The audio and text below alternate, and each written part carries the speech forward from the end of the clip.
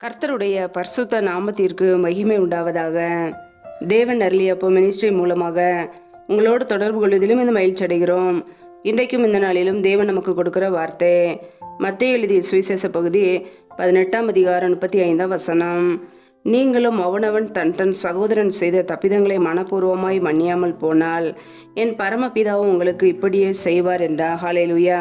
கிறிஸ்துவுக்குள் பிரியமானவர்களே, நீங்களும் அவனவன் தன் தன் சகோதரன் செய்த தப்பிதங்களை மனப்பூர்வமாய் மன்னியாமல் போனால் என் பரமபிதா உங்களுக்கு இப்படியே செய்வார் என்று வேத வசனம் கூறுகிறது. ஆம் பிரியமானவர்களே, அவனவன் தன் தன் சகோதரன் செய்த தப்பிதங்களை மனப்பூர்வமாய் நாம் மன்னிக்க வேண்டும். நம்முடைய வாழ்க்கையிலே மற்றவர்கள் செய்த தவறுகளை, குறைகளை, குற்றங்களை நாம் மன்னிக்கிறோமா? அல்லது நம்முடைய உடன் பிறந்த சகோதரன் சகோதரிகள் செய்த தவறுகளை மன்னிக்கிறோமா? ஒருவேளை மன்னிக்காமல் இருப்போம் என்றால் நம்முடைய வாழ்க்கையிலே எந்த நன்மைகளையும் பெற்றுக்கொள்ள முடியாது. இன்றைக்கு அனைவருடைய வாழ்க்கையிலே ஆசீர்வாதங்களை பெற்றுக்கொள்ள தடையாக இருப்பதே இந்த மன்னிக்காமல் இருக்கிற ஒரு சுபாவம்தான். அநேக நன்மைகளை இழந்து போகிறார்கள். இயேசு கிறிஸ்துவை ஏற்றுக்கொண்டார்கள், அவருடைய வார்த்தைக்கு கீழ்ப்படிந்து வாழ்கிறோம் என்று கூறிவிட்டு கர்த்தருடைய வார்த்தையை மீறும்போது அநேக ஆசீர்வாதங்களை இழந்து போகிறார்கள். கர்த்தருடைய பிள்ளைகளே, இன்றைக்கு அநேகருடைய வாழ்க்கையிலே மன்னிக்காமல் மற்றவர்கள் மீது கசப்பு, வெறுப்பு, வைராக்கியங்கள், விரோதங்கள், பகைகள், இப்படிப்பட்ட மாம்சத்தின் கிரியைகளினால் கர்த்தருடைய நன்மைகளை இழந்து போகிறார்கள். கர்த்தருடைய பிள்ளைகள் ஒவ்வொரு நாளும் வேத வசனத்துக்கு கீழ்ப்படிந்து வாழ வேண்டும். அப்பொழுதுதான் நம்முடைய குடும்பம் ஆசீர்வதிக்கப்படும். அவனவன் தன் தன் சகோதரன் செய்த தப்பிதங்களை மனப்பூர்வமாய் மன்னியாமல் போனால் என் பரமபிதாவும் உங்களுக்கு இப்படியே செய்வார். ஆம் பிரியமானவர்களே, ஒருவேளை நாம் மன்னிக்காமல் இருப்போம் என்றால் நம்முடைய வாழ்க்கையிலே சத்ருவின் கிரியைகள், சத்ருவின் போராட்டங்கள் இருக்கும். குடும்பத்திலே எந்த நிம்மதியும் இருக்காது. நம்முடைய வருமானங்கள் எல்லாம் வீணாய் செலவாகும். ஏனென்றால் சத்ருவானும் நம்முடைய குடும்பத்திலே வரும்போது நம்முடைய நன்மைகளையும் ஆசீர்வாதங்களையும் திருடுவான். ஏனென்றால் அவன் வரும்பொழுது அவன் திருடவும் கொல்லவும் அழிக்கவும் வருகிறான் என்று வேதம் சொல்கிறது. ஆம் பிரியமானவர்களே, நம்முடைய வாழ்க்கையிலே ஒருபோதும் சத்ருவுக்கு இடம் கொடுக்கக்கூடாது. இன்றைக்கு அனைவருடைய வாழ்க்கையிலே சத்ருவானவனுக்கு இடம் கொடுத்து குடும்பத்தில் உள்ள நன்மைகளை இழந்து போகிறார்கள். கர்த்தருடைய பிள்ளைகள் மற்றவர்களை மன்னிக்க வேண்டும். அவர்கள் தவறு செய்தாலும் நாம் அவர்களை மன்னிக்க வேண்டும். ஒருவேளை நமக்கு விரோதமாய் தீமையான வார்த்தைகளை பேசியிருக்கலாம், நம்மை துன்பப்படுத்தியிருக்கலாம், அல்லது நம்முடைய கடினமாய் நம்மை வேதனைப்படுத்தியிருக்கலாம். எப்பேற்பட்ட சூழ்நிலையாக இருந்தாலும் நாம் மன்னிப்பை அவர்களுக்கு கொடுக்க வேண்டும். ஏனென்றால் நம் இயேசு கிறிஸ்துவின் பிள்ளைகள். இயேசு கிறிஸ்து சிலுவையில் கடைசி நிமிடத்தில் கூட, சிலுவையில் அறையப்பட்ட ஒரு நிலைமையில் கூட, பிதாவே இவர்களை மன்னியும், தாங்கள் செய்கிறது இன்னதென்று அறியாதிருக்கிறார்கள் என்றார். ஆம் பிரியமானவர்களே, அவருடைய வாழ்க்கையிலே அவர் மன்னித்தார், நமக்கு மன்னிப்பை கற்றுக் கொடுத்தார். நாம் எப்படி வாழ வேண்டும் என்று இயேசு கிறிஸ்து நமக்கு முன்மாதிரியாக இருக்கிறார். ஹல்லேலூயா. அவருடைய பிள்ளைகளாகி நாம் இன்றைக்கு எப்படி வாழ்கிறோம்? மற்றவர்கள் செய்த சிறு சிறு தவறுகளை கூட இன்றைக்கு மன்னிக்க முடியவில்லை. உடன் பிறந்த சகோதரர்களை கூட மன்னிக்க முடியவில்லை. அநேக வருடங்களாக பேசாமல் இருப்பது, அநேக நேரங்களிலே கசப்பாய் வெறுப்பாய் இருப்பது, பிரச்சனைகள், வேதனைகள், சண்டைகள் என்று சொல்லி குடும்பத்திலே பல சூழ்நிலையிலே பிரிவினைகளாக இருக்கிறது. ஏனென்றால் அந்த குடும்பத்திலே சத்ருவின் போராட்டங்கள். நம்ம ஒருபோதும் சத்ருவுக்கு இடம் கொடுக்கக்கூடாது. நம்முடைய வாழ்க்கையிலே சகோதரர்கள் ஒருமித்து வாழ்வதே ஆசீர்வாதம். சகோதரர்கள் ஒருமித்து வாழ்வது எத்தனை பெரிய இன்பம். வேதம் அதையே நமக்கு கற்றுக் கொடுக்கிறது. இன்றைக்கு அனைவருடைய வாழ்க்கையிலே குடும்பத்திலே பல பிரிவினைகள், போராட்டம். ஏனென்றால் சத்ருவானவன் கிரியை செய்கிறான். சத்ருவானவருக்கு இடம் கொடுக்கும்போது குடும்பத்திலே சமாதானம் இருக்காது, நிம்மதி இருக்காது, பிரச்சனைகளும் பாடுகளும் உபத்திரவங்களும் இருக்கும். பிரியமானவர்களே, நான் ஒருபோதும் பிசாசுக்கு இடம் கொடுக்காதபடிக்கு அவனுக்கு நாம் எதிர்த்து நிற்போம். வேத வசனத்துக்கு நாம் கீழ்ப்படிவோம். யார் மீதாவது குறை இருக்கும் என்றால், அவர்கள் இப்படி பேசிவிட்டார்களே, எனக்கு தீமை செய்தார்களே, என்னுடைய குடும்பத்துக்கு துரோகம் செய்தார்களே என்று நீங்கள் யோசிக்கலாம். ஆனால் நாம் எல்லாவற்றையும் மன்னிக்க அழைக்கப்பட்டு இருக்கிறோம். ஒருவேளை அவர்கள் இதை செய்தார்கள் என்று சொல்லி யோசித்து இருதயத்திலே கசப்போடு வைராக்கியத்தோடு இருந்தோம் என்றால் கர்த்தருடைய நன்மைகளை இழந்து போவோம், கர்த்தருடைய கிருபைகளை இழந்து போவோம். யார் மீதாவது வெறுப்போடு கசப்போடு இருப்போம் என்றால் நம்முடைய வாழ்க்கையில் எந்த நன்மைகளும் வராது. அதை அறிந்தவர்களாய் தேவ சமூகத்திலே காத்திருந்து ஜெபிப்போம். நம்முடைய குறைகள், குற்றங்களை அவரிடத்தில் அர்ப்பணிப்போம். மற்றவர்கள் நமக்கு விரோதமாய் தீமை செய்தாலும் நாம் தீமை விட்டு விலகி நன்மை செய்ய வேண்டும். ஹல்லேலூயா. எப்படி கர்த்தராகிய இயேசு கிறிஸ்து நம்முடைய பாவங்களையும் நம்முடைய அக்கிரமங்களையும் நம்முடைய குறைகளையும் குற்றங்களையும் மன்னித்தாரோ, அதே போல நாமும் மற்றவர்களுக்கு மன்னிக்க வேண்டும். கிறிஸ்து நமக்கு மன்னித்தது போல நாமும் மற்றவர்களுக்கு மன்னிக்கும் போது நம்முடைய குடும்பம் ஆசீர்வதிக்கப்படும். ஹல்லேலூயா. மன்னித்தால் மாத்திரமே நம் நித்திய ஜீவனை சுதந்திரித்து கொள்ள முடியும்.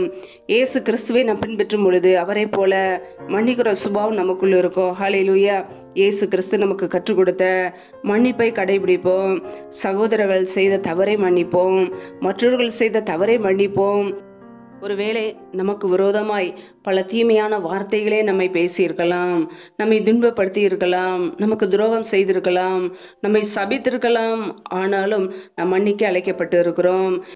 எப்படி மன்னிப்பது என்று யோசிக்காமல் மன்னிக்கிற ஒரு இருதயத்தை தேவனிடத்தில் கேட்டு பெற்றுக்கொள்வோம். ஹல்லேலூயா. அவர் நமக்கு மன்னிக்கிற கிருபைகளை கொடுப்பார், அந்த மறக்கிற கிருபைகளை கொடுப்பார். தீமையான காரியங்களை மறந்து அன்பு கூற கிருபை செய்வார். ஹல்லேலூயா. கர்த்தருடைய பிள்ளைகள் ஒவ்வொரு நாளும் வேத வசனத்துக்கு கீழ்ப்படிந்து வாழ்கிறோமா என்று யோசித்து பாருங்கள். யாரையாவது மன்னிக்காமல் இருக்கிறோமா? கசப்போடு வெறுப்போடு இருக்கிறோமா? யோசித்து பாருங்கள். நம்முடைய வாழ்க்கையிலே மற்றவர்களை மன்னிக்காமல் இருப்பது ஒரு பெரிய தடையாக இருக்கும். அது ஆசீர்வாதங்களை கொண்டு வராது. எப்பொழுது நாம் ஒப்புரவாகிறோமோ, மனம் திரும்புகிறோமோ, அப்பொழுதுதான் தேவன் நம்மை ஆசீர்வதிப்பார். நம்முடைய வாழ்க்கையிலே ஆசீர்வாதத்துக்கு தடையாக இருக்கிற இந்த காரியங்களை அறிந்து மனம் திரும்பி வாழ்வோம். மற்றவர்களை மன்னிக்க அர்ப்பணிப்போம். ஏனென்றால் இயேசு கிறிஸ்து மலை பிரசங்கத்தில் நமக்கு கற்றுக் கொடுத்திருக்கிறார். உங்கள் சத்துருக்களை சிநேகியுங்கள், உங்களை பகைக்கிறவர்களுக்கு நன்மை செய்யுங்கள், உங்களை துன்பப்படுத்துகிறவர்களுக்காகவும் உங்களை நிந்திக்கிறவர்களுக்காகவும் ஜெபம் பண்ணுங்கள் என்று. பிரியமானவர்களே, நம்மை நிந்திக்கிறவர்களுக்காக நாம் ஜெபிக்க வேண்டும். நம்மளை துன்பப்படுத்துகிறவர்களுக்காக நாம் ஜெபிக்க வேண்டும். நம்மை யாராவது சபித்தால் அவர்களை ஆசீர்வதித்து ஜெபிக்க வேண்டும். ஹல்லேலூயா. நம் சத்துருக்களை சிநேகிக்க அழைக்கப்பட்டிருக்கிறோம். நமக்கு தீமை செய்தவர்களை அன்பு கூற அழைக்கப்பட்டிருக்கிறோம். அப்படிப்பட்ட ஒரு காரியங்களை செய்யும்போது நம் கிறிஸ்துவின் பிள்ளைகளாய் வாழ முடியும். கிறிஸ்துவின் அன்பு நமக்குள்ளே இருக்கிறதா? இயேசு கிறிஸ்துவின் அன்பு நமக்குள்ளே இருந்தால் மற்றவர்களை நாம் மன்னிப்போம். ஒருவேளை கிறிஸ்துவின் அன்பு நமக்குள்ளே இல்லை என்றால் நம்மால் மற்றவர்களை மன்னிக்க முடியாது. அவர்கள் மீது வருத்தம், கோபம், அப்படிப்பட்ட காரியங்களை பேசி பேசி பேசி மன வருத்தத்தோடு இருப்போம். ஆசீர்வாதங்களை பெற்றுக்கொள்ள முடியாது. பிரியமானவர்களே, எப்பொழுதுமே மற்றவர்கள் செய்த தவறுகளை நாம் மறக்கும் போது, மன்னிக்கும் பொழுது கர்த்தர் நம்முடைய குடும்பத்தை அளவில்லாமல் ஆசீர்வதித்து பெருக பண்ணுவார். ஹல்லேலூயா. கர்த்தருடைய பிள்ளைகள் மன்னித்து மறந்து வாழ்வோம். கர்த்தர் நம்மோடு கூட இருந்து அற்புதங்களையும் அடையாளங்களையும் செய்வார், ஆசீர்வதிப்பார். ஹல்லேலூயா. கர்த்தர் தாமே இந்த வார்த்தையின்படி உங்களை ஆசீர்வதிப்பாராக. ஆமென். நம்மை நாமே அவருடைய சமூகத்திலே தாழ்த்தி அர்ப்பணித்து ஜெபிப்போம். ஜெபம். எங்களை அதிகமாய் நேசிக்கிற எங்கள் அன்பின் பரலோக தகப்பனே, மை துதிக்கிறோம், ஸ்தோத்திரிக்கிறோம். அப்பா, இந்த இரவு நேரத்துக்காக உடைய சமூகத்திலே வருகிறோம். இந்த நாள் முழுவதும் எங்களை பத்திரமாய் பாதுகாத்து கொண்டீரே, அதற்காக உமக்கு ஸ்தோத்திரம், ஸ்தோத்திரம், ஸ்தோத்திரம். ஒவ்வொரு நாளும் கண்ணின் மணி போல எங்களை பாதுகாத்து கிருபையோடு ஜீவனோடு வைத்திருக்கிறீரே, அதற்காக நன்றி அப்பா. ஒவ்வொரு நாளும் உண்ணவும் உடுக்கவும் தங்குவதற்கு இடமும் கொடுத்து எங்களை பாதுகாக்கிற தேவனே, மை துதிக்கிறோம், துதிக்கிறோம், ஸ்தோத்திரிக்கிறோம். அப்பா, இப்பொழுதும் யாரெல்லாம் இணைந்து ஜெபிக்கிறார்களோ ஒவ்வொரு குடும்பங்களையும் இப்படிய கரங்களிலே அர்ப்பணிக்கிறோம். ஒவ்வொரு குடும்பங்களையும் ஆசீர்வதிங்க, பாதுகாத்து கொள்ளுங்க. பிள்ளைகள் செய்கின்ற வேலைகள், தொழில்கள், வியாபாரங்கள் எல்லாவற்றையும் ஆசீர்வதிங்கப்பா. கையின் பிரயாசங்களை வர்த்திக பண்ணுங்க, பெருக பண்ணுங்க. கையின் பிரயாசங்கள் தேவையில்லை செலவுக்கோ, வீண் செலவுக்கோ, மருத்துவ செலவுக்கோ அடிக்கும் சொல்லி போகாதபடிக்கு என் தேவன் பிள்ளைகளை ஆசீர்வதித்து பெருக பண்ணுங்க. உடைய கரங்களிலே அர்ப்பணிக்கிறோம். எந்தெந்த குடும்பங்களிலெல்லாம் வேலைக்காக ஜெபிக்கிறார்களோ என் தேவன் பிள்ளைகளை ஆசீர்வதிங்க. வேலை காரியங்களில் இருக்கிற தடைகளை முற்றிலுமாக நீக்கி போடுவீராக. ஏசு கிறிஸ்துவின் வல்லமையுள்ள நாமத்தினாலே தடைகள் முற்றிலுமாக நீக்கப்பட்டு போவதாக. ரீபா காரா ஷேகே லேதேனே மாக்காரபா ராபா காரா ஷாக்காரா தூராக்கபா. தடைகள் விலகுவதாக இயேசுவின் நாமத்தினாலே. ரீபா கபரா ஷகபா ரகபா ரீகபா ருஷே லேதேனே மாக்காரபா. என் தேவன் தடைகளை நீக்குகிறவர். பிள்ளைகள் வாழ்க்கையில் உள்ள எல்லா தடைகளையும் நீக்கி பிள்ளைகள் படிப்புக்கேற்ற நல்ல வேலைகளை ஏற்படுத்தி கொடுங்க. நம்முடைய கரங்களிலே அர்ப்பணிக்கிறோம். இந்தந்த குடும்பங்களிலெல்லாம் கர்ப்பத்தின் கனிக்காக பல மாதங்களாக கண்ணீரோடு பாரத்தோடு ஜெபிக்கிறார்களோ என் தேவன் அந்த குடும்பத்தை ஆசீர்வதிங்கப்பா. கர்ப்பத்தின் கனியில் இருக்கிற தடைகளை முற்றிலுமாக நீக்கி போடுவீராக.